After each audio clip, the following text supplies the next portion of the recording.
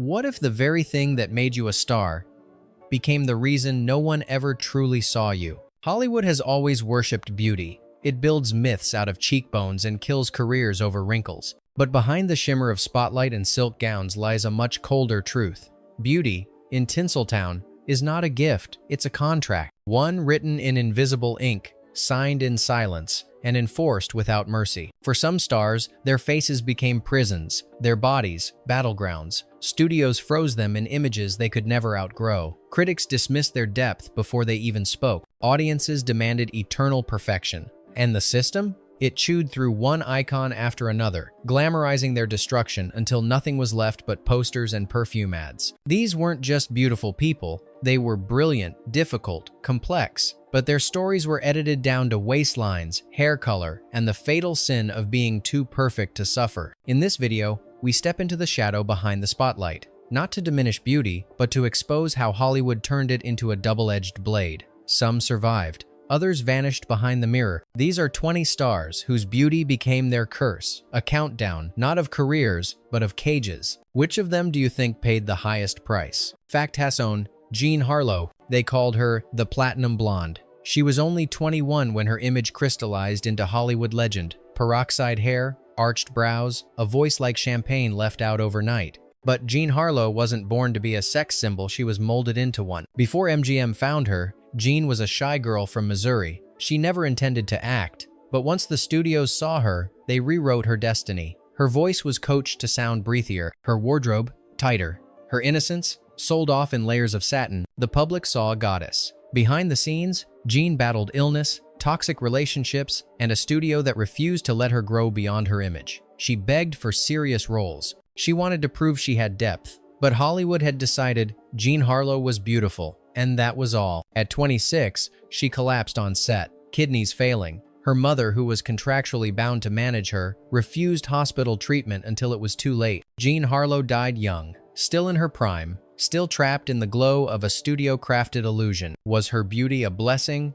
or a sentence carried out in silk and spotlight? Fact hash 2. Rita Hayworth. She was born Margarita Carmen Cancino, dark-haired, Spanish, shy. But Hollywood didn't want Margarita. It wanted a goddess. So they raised her hairline with electrolysis, dyed her roots red, and renamed her Rita Hayworth. By 1946, she was the most desired woman in the world. Men lined up to dream about her. Women imitated her walk, her lips, her hair, but Rita couldn't recognize the woman in the mirror. Men go to bed with Gilda, she once said, but they wake up with me. Behind the love goddess persona was a woman who hated the roles she played. She longed to act, to be taken seriously. But the industry locked her in a cage made of chiffon and slow-motion seduction. Directors wanted her to dance, not speak. Audiences wanted her to smolder, not feel. Rita endured failed marriages, betrayal, and eventually, Alzheimer's. As her memory faded, so did the fantasy. But in the end, Rita Hayworth became something more than an icon. She became a warning. Can you reinvent yourself when the world insists on remembering only your mask? Fact Rauta Dry. Kim Novak. She was never supposed to be the centerpiece. Kim Novak was Columbia Pictures' reluctant answer to Marilyn Monroe, an icy blonde with mystery in her eyes. But when Hitchcock cast her in Vertigo, she became immortal. And that's where the trouble began. In Vertigo,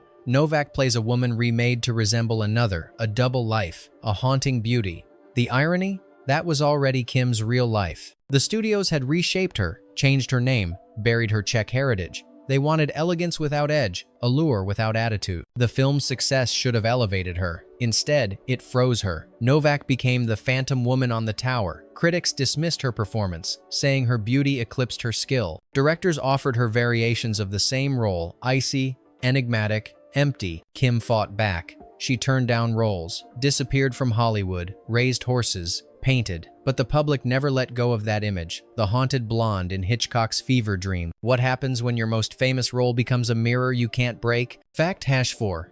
Ava Gardner. She was the face of temptation, a southern girl with emerald eyes and a voice like honey soaked in whiskey. Ava Gardner didn't walk into Hollywood, she stunned it into silence. But that silence concealed something darker. Ava's beauty was so overwhelming that MGM promoted it like a luxury brand. Photographers chased her. Studios molded her into the femme fatale of every fantasy. But when the cameras stopped, she struggled to be seen as anything more than a dangerous beauty. She drank. She cursed. She refused to smile for press she didn't like. She married Frank Sinatra and detonated scandal. But no matter how hard she tried to break free, directors only wanted the smoldering goddess, not the complex woman who hated fame, craved solitude, and suffered from depression. Later in life, Ava said, "The only reason I'm in this business is because I don't have the nerve to be a thief." Her honesty was raw, biting and buried beneath layers of perfume ads and glossy movie posters.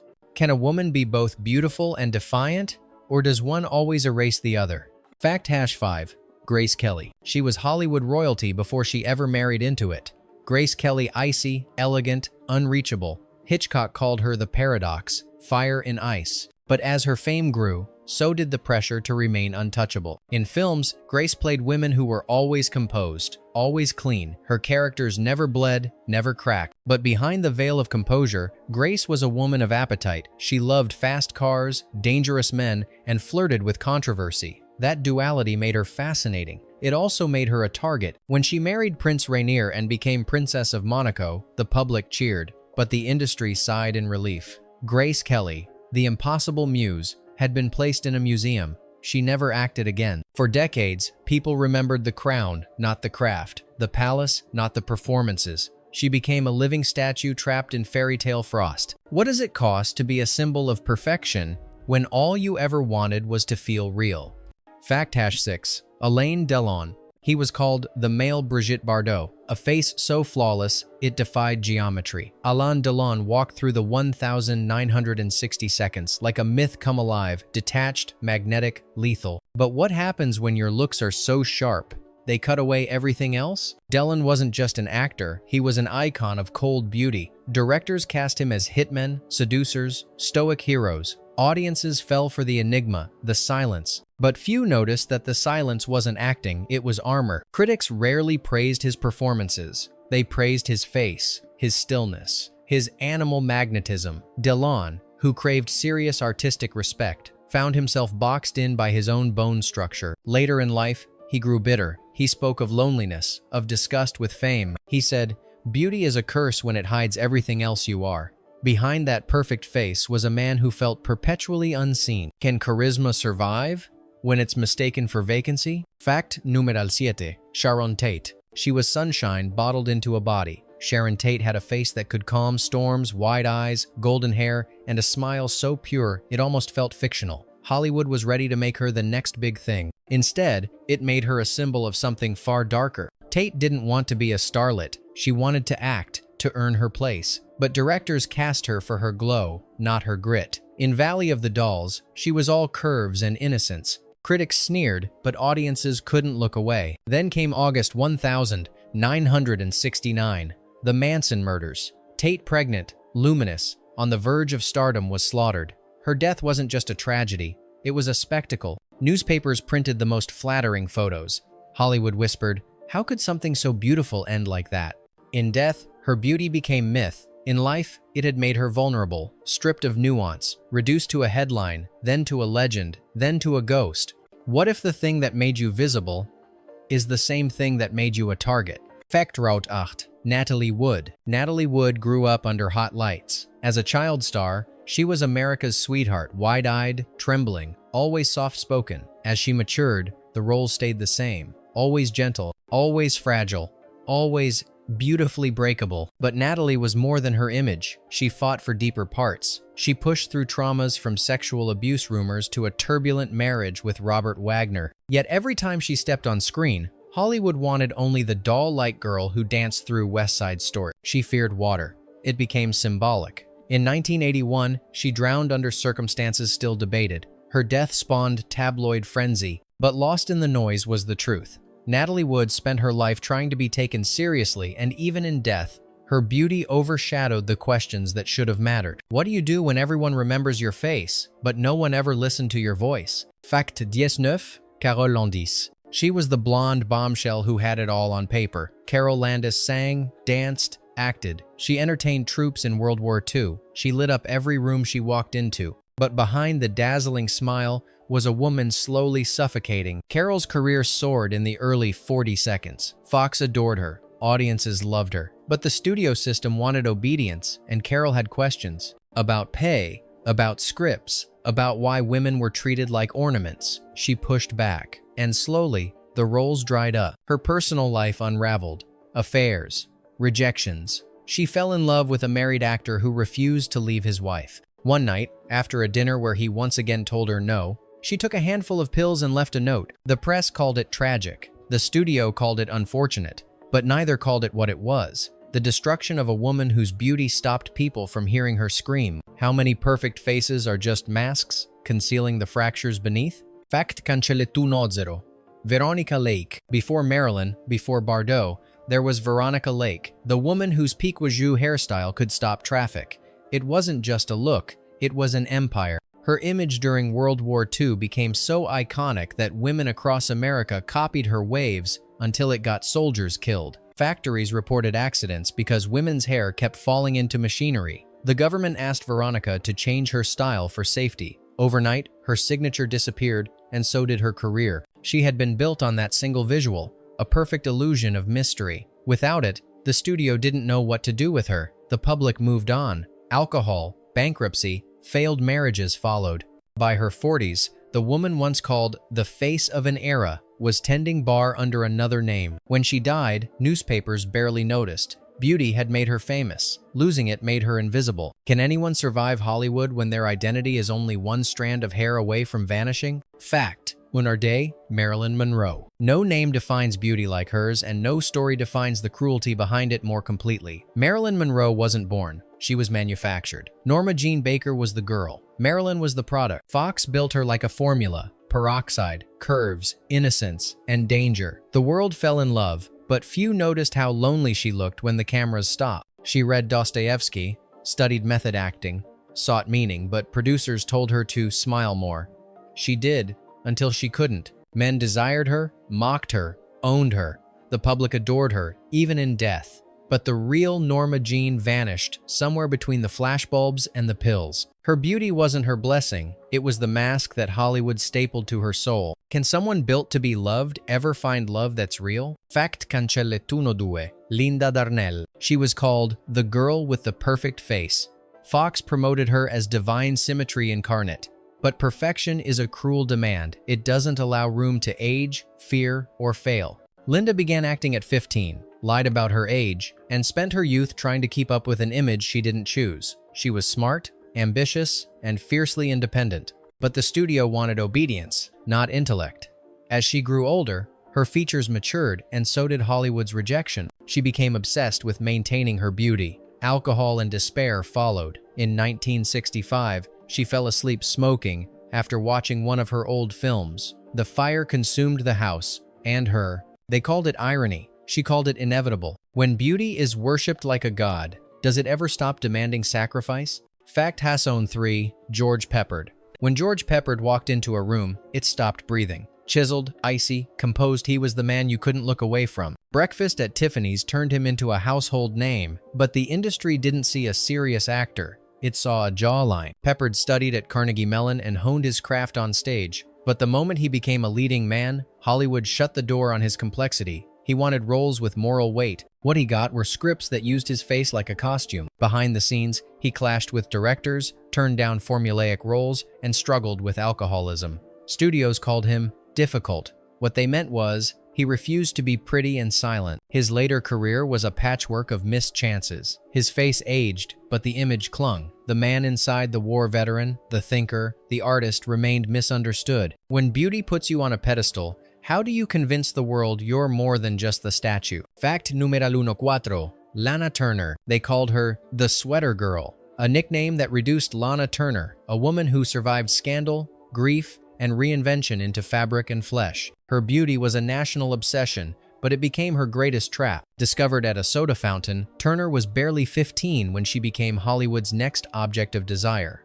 Studios controlled her look, her voice, her relationships. Even her tragedies were publicized. When her teenage daughter killed Lana's abusive lover, tabloids feasted on the drama, but few asked what it meant to live as a woman constantly consumed by others. Lana tried to evolve. She gave raw performances in Peyton Place and Imitation of Life, but critics often ignored her range, still stuck on her silhouette from the 40 seconds. Even as she aged gracefully, Hollywood had already archived her as a pinup. not a performer. Can a woman reclaim her narrative when it's been written in lipstick and headlines? Fact cancellettuno 5.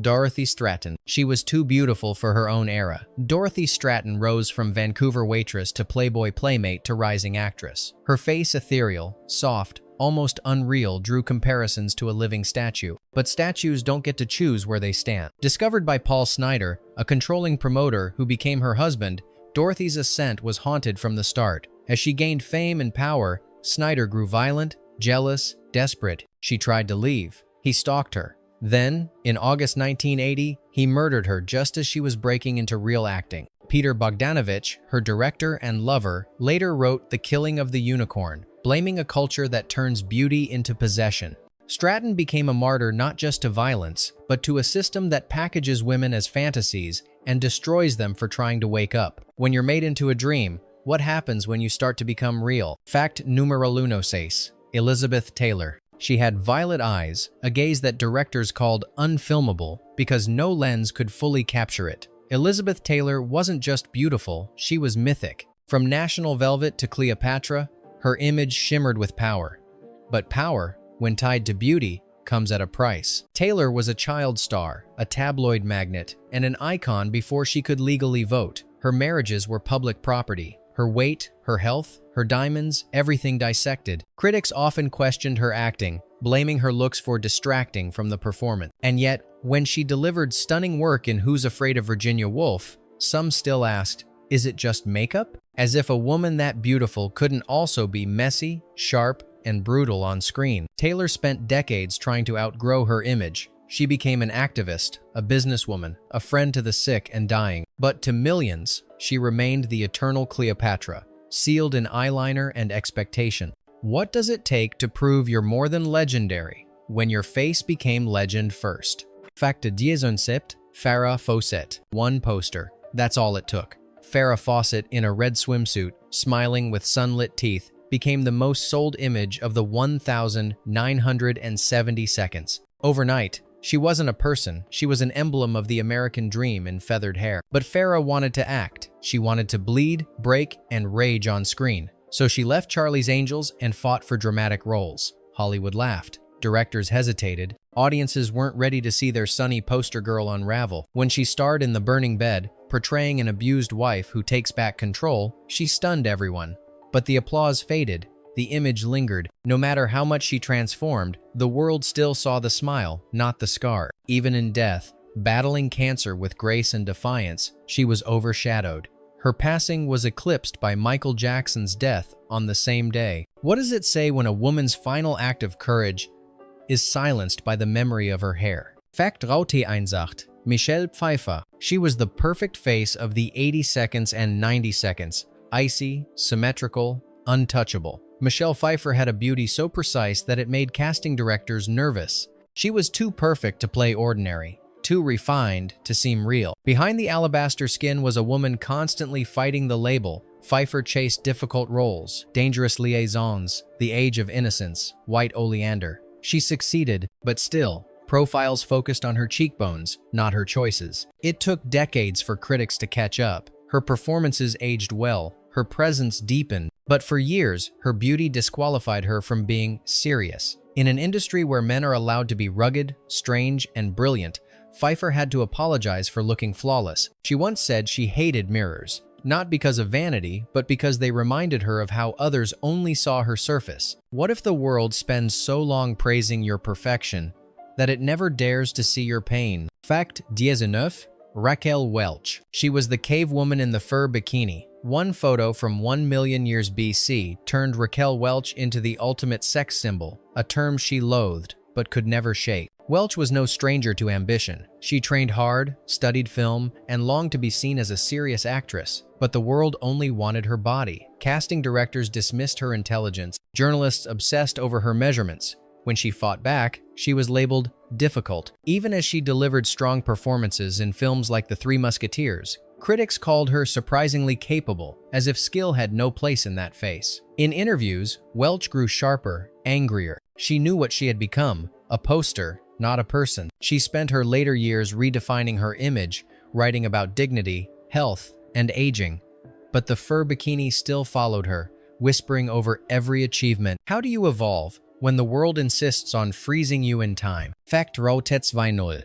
Brigitte Bardot. She was France's forbidden fruit, the woman who made even silence feel erotic. Brigitte Bardot didn't just possess beauty, she radiated danger. And like all dangerous things, the world tried to own her. Bardot's sexuality was weaponized by the French New Wave, turned into art, scandal, and ideology. Men adored her, envied her, built myths around her. But none of them saw the woman who hated the attention, loathed the press, and felt alienated by her own image. In her 30s, Bardot walked away. She retired at the height of her fame and disappeared from the screen. In interviews, she called fame a curse worse than death. She became a recluse, then an animal rights activist, no longer the dream, just a woman trying to breathe. The world kept replaying her old films, but Bardot had already left the stage. When your beauty belongs to everyone else, what's left that still belongs to you? Bonus fact, Claudia Cardinale. She wasn't just beautiful, she was cinematic poetry. Claudia Cardinale glided through 8½, The Leopard, and Once Upon a Time in the West like a dream with an edge. But her allure wasn't loud. It was internal, restrained, European. And perhaps that's why Hollywood never quite knew what to do with her. Producers praised her face but dubbed her voice. She refused nudity. She refused to move to Los Angeles. And she refused to play dumb. That defiance cost her roles, but it preserved something rarer, her selfhood. Cardinale spoke openly about motherhood, politics, and identity. She championed women's rights in an industry that preferred its muses mute. While other actresses were packaged and consumed, she stood just outside the spotlight's center, watching, surviving, enduring. She once said, "My beauty was never a burden because I never let them hold it." In a world where so many were devoured by their reflection, Claudia Cardinale quietly rewrote the rules. What if true freedom isn't escaping your beauty, but refusing to let it define you? In Hollywood, beauty is currency, but like all currency, it comes with inflation, depreciation, and eventually collapse. These 20 stars were more than faces. They were minds, hearts, voices, suffocated beneath makeup contracts and lighting demand. Their tragedy wasn't that they were beautiful, it's that the world refused to see past it. Some fought back. Some disappeared, some were destroyed. All were shaped then shattered by a system that praised their perfection while punishing their personhood. And now, decades later, we're still looking at their photos, but are we finally ready to look into their eyes? Which of these stars do you think paid the highest price for being beautiful?